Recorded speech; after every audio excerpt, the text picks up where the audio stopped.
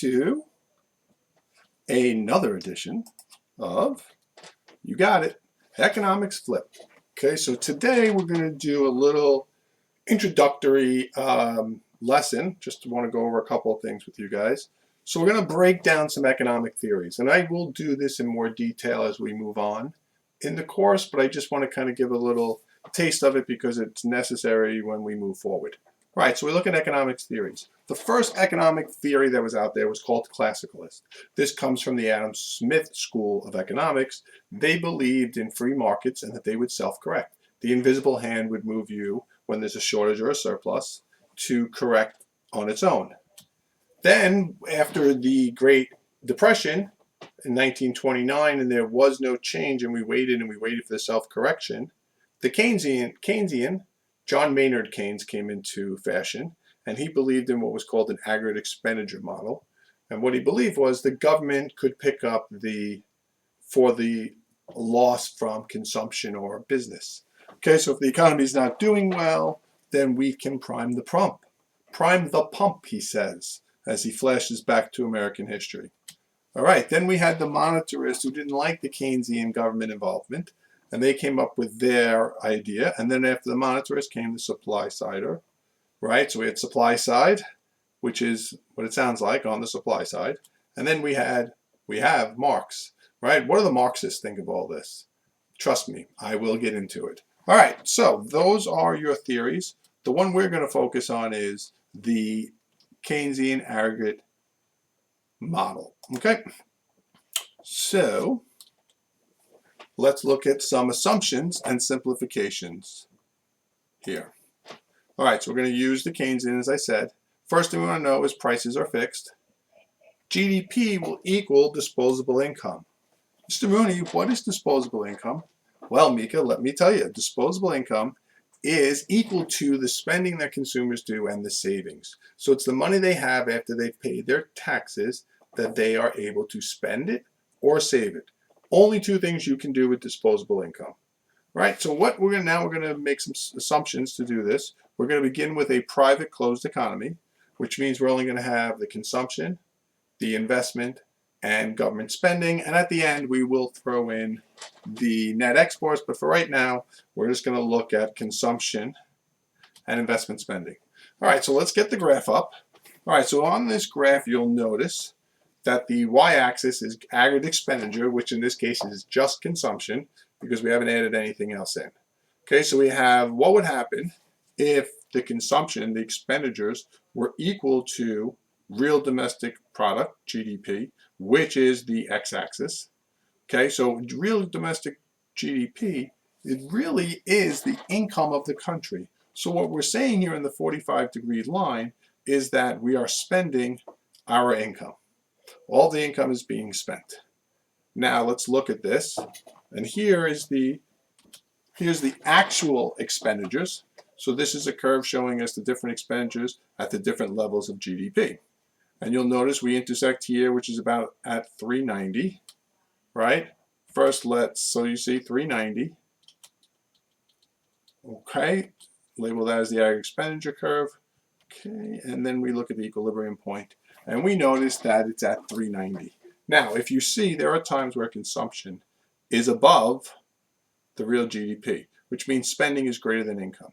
This is called a dissavings point. Then here, consumers are saving more than their income. They're saving parts of their income, so they're not spending all of it, right? And that's why we have this gap, which we will look into when we look at the next graph. So this is just the basic graph, right? Now I want to add in, so let's bring us back to where we were. Now let's add in investment. So when we add in investment, you're going to see what happens here. Okay, so now the curve is consumption and gross investment. And we're intersecting somewhere up here now, right? So with this increase in investment, consumption has gone up to 470, right? Or excuse me, 450. Overall consumption with investment is 470, right? So of the 470, 450 is consumption, 20 is investment. This gap between the two, see, So the space between the two is the investment, right? Because this is the only thing that's changed here is the investment. So we shifted by 20 billion. But here's the interesting part. We were at 390 before the investment. After the investment, we're at 470. That's an increase of 80 when we only increase investment by 20. So this is the first time I'm going to introduce to you what is called the multiplier.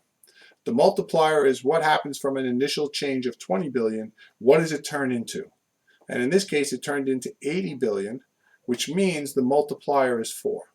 We change investment by 20, we get an 80 billion change on the x-axis, right? Then we look at other features of it. We just want to talk about some stuff. What happens when there's savings, right? So savings equals planned investment. So what we're talking about is savings is what we call a leakage of spending. So we have our disposable income.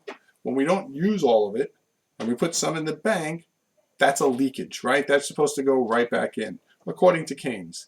What happens is the investors, the firms, borrow that money in the savings accounts, right? They go to their bank and they borrow money that people have saved and they pay an interest on it. So the savings is getting back into the economy through an injection in investment.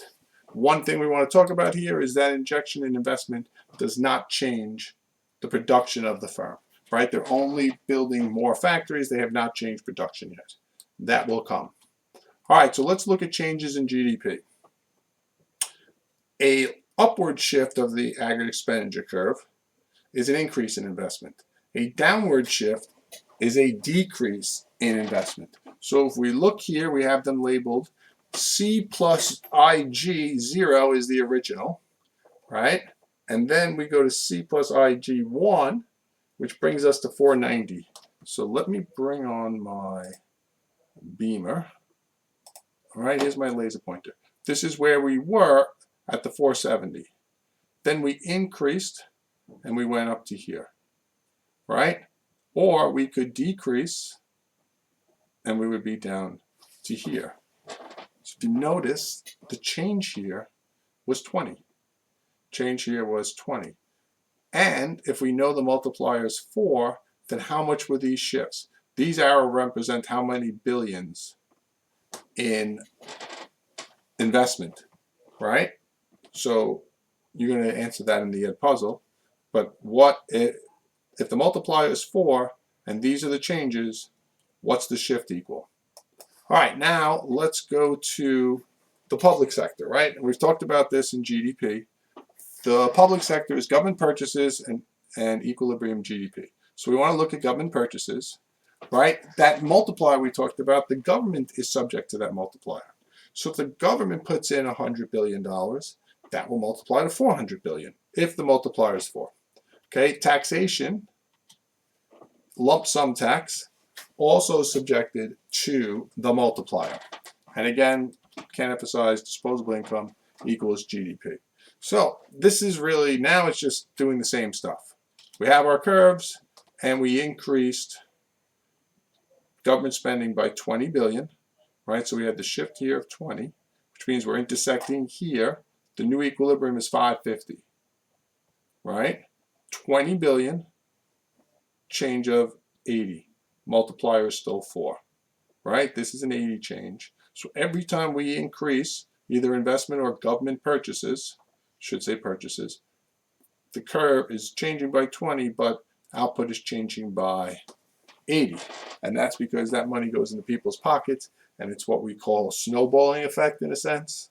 All right? Now let's just label these, right? It's a $15 billion decrease in consumption from a $20 billion increase in taxes. Okay? So consumption goes down from a 20 billion increase, right? And then we get the change. So you need to have more of an increase in taxes to cause the decrease in consumption, right? And I will get into that in more detail. It's not anything to talk about right now. Then we're going to add in the last part. Now we're open to trade. Now it's international net export spending and aggregate expenditure model. Okay, so now the private is now open. Exports create production, employment, and income. but we have to subtract spending on imports. So our X of n can be positive or negative. And I'm just going to throw the graph up one more time. Right, and you can see if the aggregate expenditure has a net export, it's positive. If we have a negative net export, it goes to the left. All right, so we could either be at 450 or 490. It depends on what the change is. See, these were a 5 change here. 5 billion in positive. Means this number plus 5 means we exported $5 billion more than we imported. That 5 times 4 gives me 470 to 490. On the other hand, down here, we had a $5 billion more in imports than exports, so that caused us to go from 470 to 450. Again, the multiplier being 4. Right? If you leave here with only one thing that you remember, multiplier. Okay, it's got to be the multiplier. So let's talk about some international leakages. Right? Well, if prosperity is abroad, that can increase U.S. exports. Exchange rates will also lead into this. When we talk about exchange rates, there's what we call a depreciation of the dollar. If the dollar becomes weaker, then our goods become cheaper. Foreigners buy more exports, we buy less imports. And then, do I have to tell you about the tariffs and devaluations? I don't think so. And then we have other countries may retaliate if you put on tariffs and devaluations. So if you remember your articles, we did talk about China devaluing, which was one of the complaints. Other countries may retaliate. I believe somebody's called it tariff revenge, something like that. It's a term I've never really heard, but that's fine. So they don't like what we did to them, so they're going to retaliate. Okay, and all that leads to is lower GDP for all. Okay, we will have some gaps. There's a recessionary gap where it means there's insufficient aggregate spending. Okay, meaning our spending is below what we would do if we had all of our workers working.